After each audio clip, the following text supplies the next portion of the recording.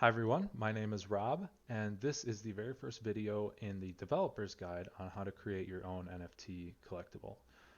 The purpose of this guide is to run in parallel with the beginner's guide that I'm going to be creating as well. The beginner's guide is focused on the whole team concept and mostly how everything works in general.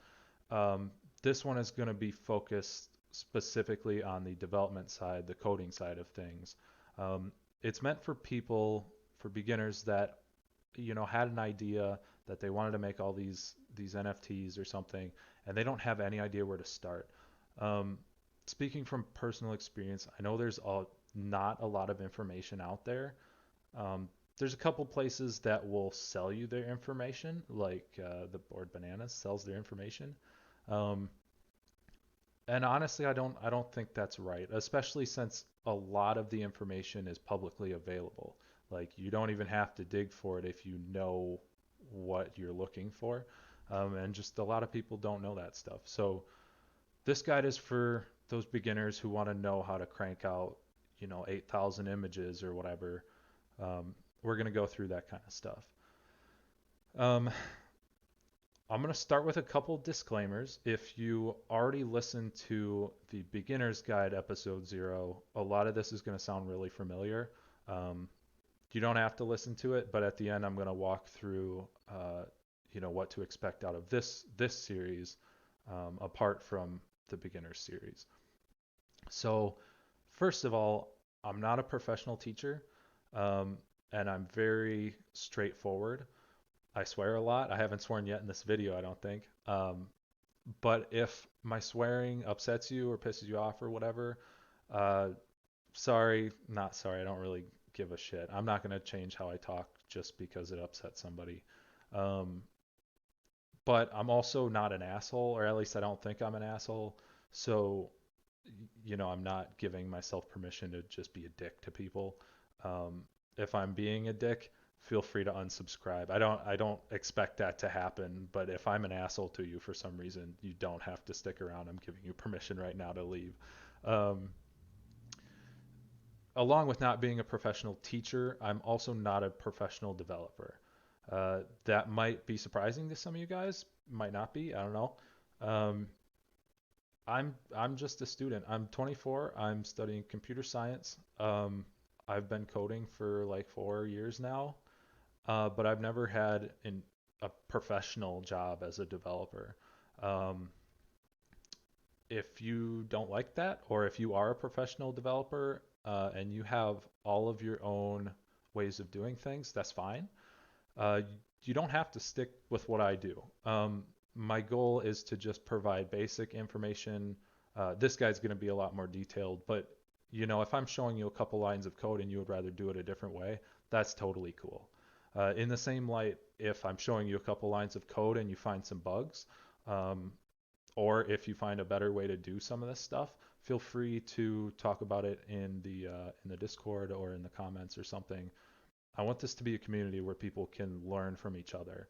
Um, and in that respect, the people with more experience on platforms like, Next.js or something, maybe they're good with Python. If you guys know a better way to do something that I'm showing people, uh, just let me know, and I will hopefully be able to create a piece of content and send it to people and be like, hey guys, this, I fucked this up, or like, this is really inefficient, do this better. Um, so there's that. Uh, if you have a lot of strict standards on your code and on your coding practices, some of the things I'm going to talk about are probably going to piss you off. They pissed me off when I saw it, but in an attempt to just be genuine and honest with you guys, um, I'm not going to beat around the bush. So, for instance, a lot of code in the NFT community is just publicly available. So why would you reinvent the wheel? If there's an NFT project that you like, you can just copy their contract, Um, and that's the kind of shit I'm not going to beat around the bush with. I did it with my project. I'm not ashamed to say that. And most successful projects have just copied a different project. Um, so, you know, Again, if you aren't comfortable with that, sorry. Um, but that's what we're going to talk about in this series. Um, I did write plenty of the code myself. I'm not saying that I just, directly copied people's shit. Uh, but I did copy some people's shit, pieces of it here and there. And that's just kind of the way NFTs are working right now. And being that this is a beginner friendly guide, I'm not going to lie to people and tell them that that's not how it works. And I'm not going to walk people through the complicated process of doing this all themselves when nobody else does that. So, um, my final disclaimer is that we're looking at my project. I'm not going to shill you guys a whole bunch, or I'm going to try not to shill you guys a whole bunch, but we are still looking at something that I have spent all of my time on, and I developed it all myself. So we're just inherently going to be hearing a lot of information about my project. That's not an intentional shill. Um, you're not obligated to go buy some of my stuff because I'm teaching you about it or something. Although I do take donations. But all of the videos are free. Like I said, this series is specifically gonna go through a bunch of code, hopefully line by line. If there's stuff we can skip over, we'll of course do that. But you know, it's supposed to be detailed. Um, you're more than welcome to follow along in the videos. All the videos are free. I'm probably gonna throw some ads up on them if I can get enough subscribers. Try and pull in 5 cents a month. Um, if only it was 5 Bitcoin a month. Anyway, uh, but the source code is not free. I know a lot of people love looking at source code and stuff. I do too. That's my way of monetizing this. You can learn everything without the source code, but if you just want to look at it or you're too lazy and you just want to copy it, you don't even care about the series, that's cool. I'm fine with that. Buy one of my NFTs, send me a message on Discord, and I will send you a link to the GitHub. That's how I'm going to monetize this situation. Um, for the rest of the video, I just want to talk about what we're going to be covering in this series.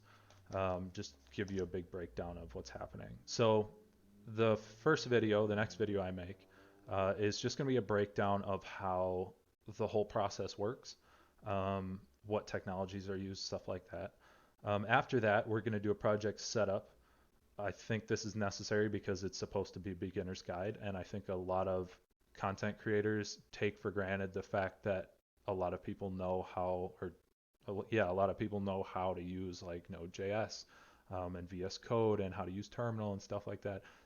If you've never programmed before, or if you're new, uh, that stuff isn't common knowledge, and usually you have to learn it the hard way. So I'm gonna make a specific video about that. If you already know how to code, you're professional or something, just skip that video. There's probably not a lot of content in there for you. Um, After that, we're going to get into the meat and potatoes of this series. We are going to start by writing the contract. That one should be pretty short. You'll see why when we get there. After that, we're going to walk through publishing the contract. Not extremely difficult, but again, this is one of those steps that when you find information online, people totally omit. You can't find a lot of information on YouTube at least about how to publish your contract, and it's really easy and straightforward. After that, we're going to walk through image generation. This is probably the most daunting task to a lot of people getting into this space who already know how to code, but they just have no fucking clue how to do the image generation. And it's really not too hard either. We'll go through all of that. After that, we're going to integrate our generated images with IPFS. If this means nothing to you, don't worry, we're going to cover it.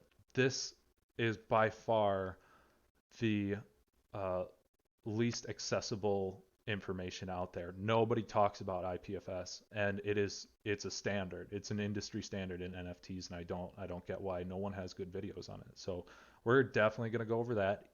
Very important part of your project. And after that, we'll get into building the website. That'll probably be a couple videos long. Again, because it's beginner friendly stuff, I'm going to walk you through how I built my website.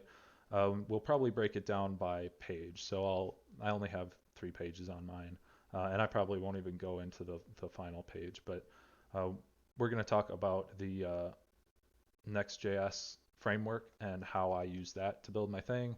Um, the info page, which is just where you have content on what your project is about, and the mint page, which is the most important part. That's how you connect with your contract, how you integrate Web3, and finally the API that is going to serve your images. That might not make a lot of sense to you guys because there's a common misconception out there that these images are generated like when people press the mint button. And it's just not true in most cases. So we'll talk about that in great detail. Finally, we're going to go into some testing, making sure everything pops up on OpenSea and stuff. And we'll probably do a wrap up video. So that's the overview for this series. Stay tuned. I'll get more content to you as soon as I can.